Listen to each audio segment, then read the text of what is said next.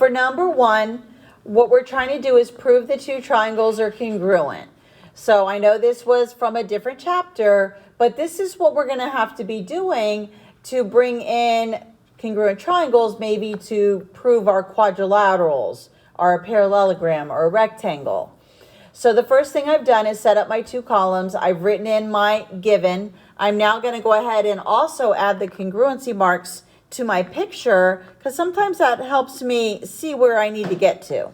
So MN congruent to PO and NO congruent to MP. So next thing I'm going to do, because I wanted to prove that this triangle here is congruent to this triangle here, I'm going to add in the congruency marks on my obvious side, my reflexive. So I'm going to now state that NP is congruent to NP, and this is reflexive.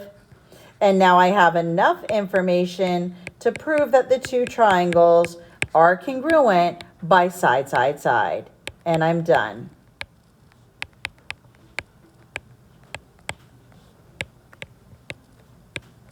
So just a short little proof here to get us back into the proof frame of mind. Okay, let's try the second one. Again, I'm going to set up my statements and reasons columns. I'm also going to label my picture. Okay, so I've set up my two columns. I've written in my given. I'm going to go ahead and label my picture with the given. So I was told that AB is congruent to CD, and I was also told that AB is perpendicular to BD. So that tells me a little right angle has been formed here and here. Now, what I'm going to be doing is using the definition of perpendicular to describe those right angles. Now, my ultimate goal here is I'm going to try to show you, or I am going to show you, that this triangle here, this ABD, is congruent to this triangle right here. And then I'm going to use CPCTC. Corresponding parts of congruent triangles are congruent. So for here, I'm going to state that I've got the right angles here. So I'm going to state that angle ABD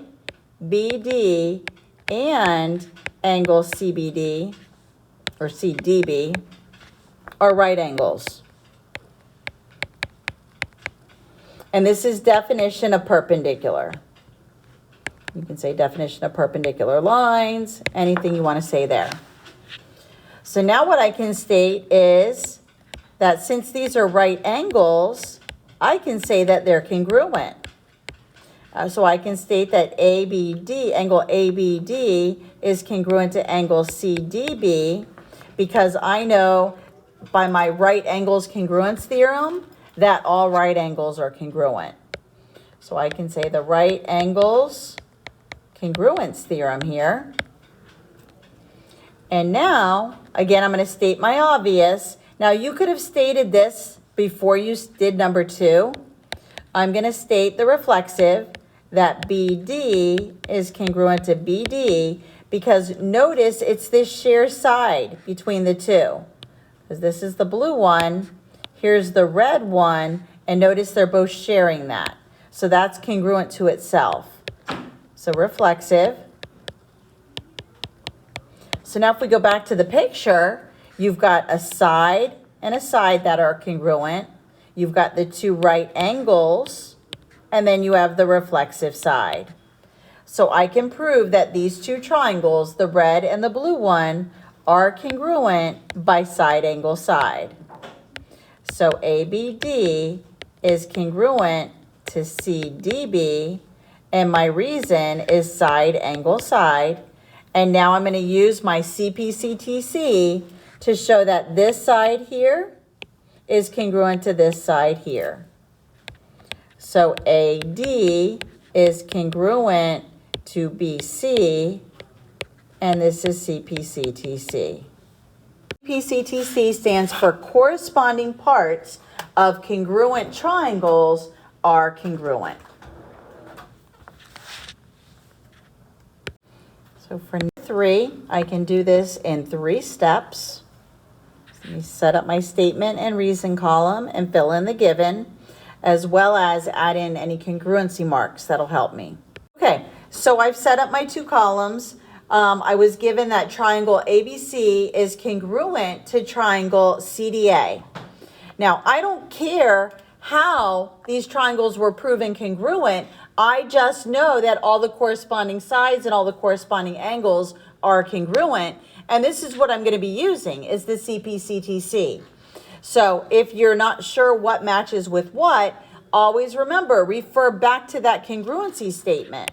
So notice the first two letters, AB, is congruent to CD. So I'm going to add AB, congruent to CD. I need to state this in my proof. So I need to state that AB is congruent to CD. And then I'm also going to say the other opposite side, the last two letters, the BC, congruent to the DA. So I'm going to add congruencies here. So I can say that BC is congruent to the DA. And the reason why I can say this is because of the corresponding parts of congruent triangles are congruent. Notice the sides that I chose to label are the opposite sides of my parallelogram. So now that I've shown that those opposite sides are congruent, so now I can state that ABCD is a parallelogram, and my reason is by the parallelogram opposite sides converse. If you forget the name of it, you would just state that if both pairs of opposite sides are congruent, then it's a parallelogram. So nice and short and easy. So again, let me set up my statement and reason column for number 4. Okay, so for the next one, set up my statement and my reason column. I've filled in my given. The picture was already labeled for me with the congruency marks. So I have angle A congruent to ABE, side AE or segment AE congruent to CD, BC congruent to DE. So now my goal here is to prove that BCDE is a parallelogram. Now notice I've already got one pair of opposite sides congruent. All I need to do is get a congruency mark here, and I have enough to establish that this is a parallelogram. So what I'm going to do is I'm going to be using my base angles converse. So notice I've got here's a isosceles triangle here, and I've got the base angles down here that are congruent. So then that tells me that the sides across from those congruent base angles are also congruent. And notice this side right here already had a mark, so I'm going to put a similar mark over here to show that these two sides are congruent. So I need to state that AE is congruent to BE.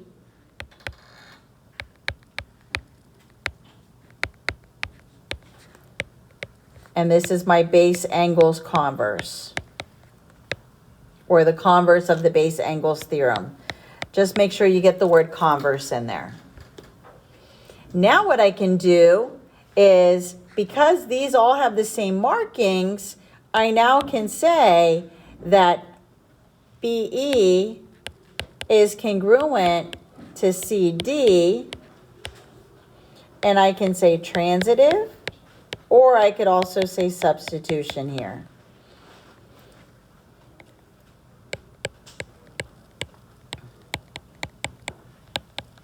Because if you notice up above, since AE was equal to CD, then we can just substitute it or do transitive. Get rid of the AEs, and then these two are equal. So then my last statement, because I've shown that all the opposite sides are congruent, I've labeled it in the picture as well as stated it in my proof, I can now state that BCDE is a parallelogram. And the reason is the parallelogram opposite sides converse. Okay, next one is, it says, use the figure to write a two-column proof given that PSUR is a rectangle and that PQ is congruent to TU. Okay, so I've set it up.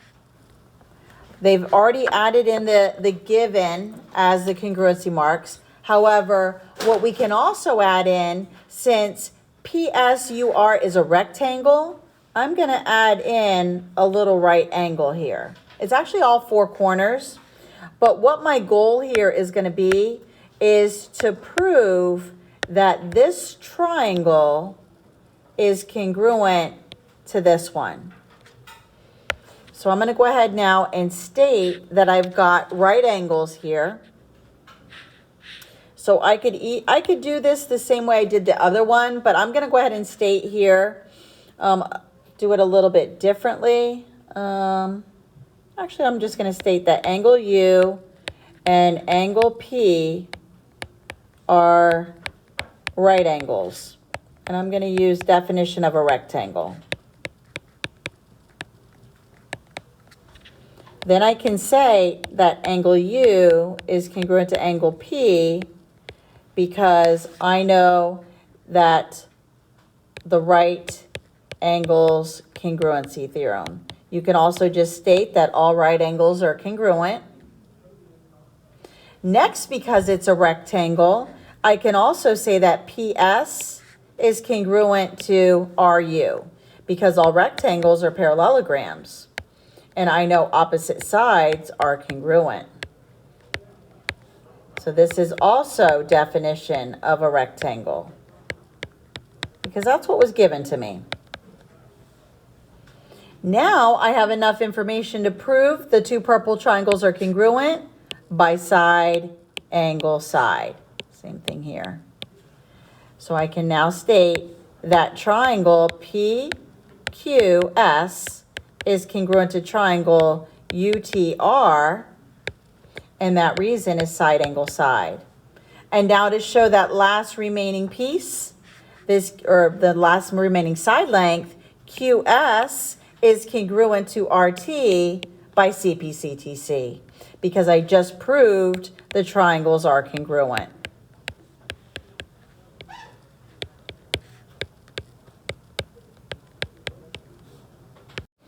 So let's try the next one. I'm going to set up my statement and my reasons column. Okay, so I've set up my statement and my reasons column. The picture was already labeled for me. Now, I'm going to again use that converse of the base angles theorem again to show that this side is congruent to this side. So that's what I'm going to state next, is that XW is congruent to XY. And this is the base angles converse theorem, or base angles converse. I now can show that because this is a parallelogram, opposite sides are congruent. Okay, so opposite sides are congruent because it's a parallelogram. And notice this mark needs to match this one, as well as this one needs to match this one. So I'm going to state that XY is congruent to WZ, and XW, or WX, is congruent to YZ, and this is because of parallelogram opposite sides theorem. And now I can just say that these are all equal by transitive. So I can just say that WX congruent to XY, which is congruent to YZ, which is congruent to WZ, and this is transitive. And then the last statement is just that WXYZ is a rhombus because of definition of rhombus.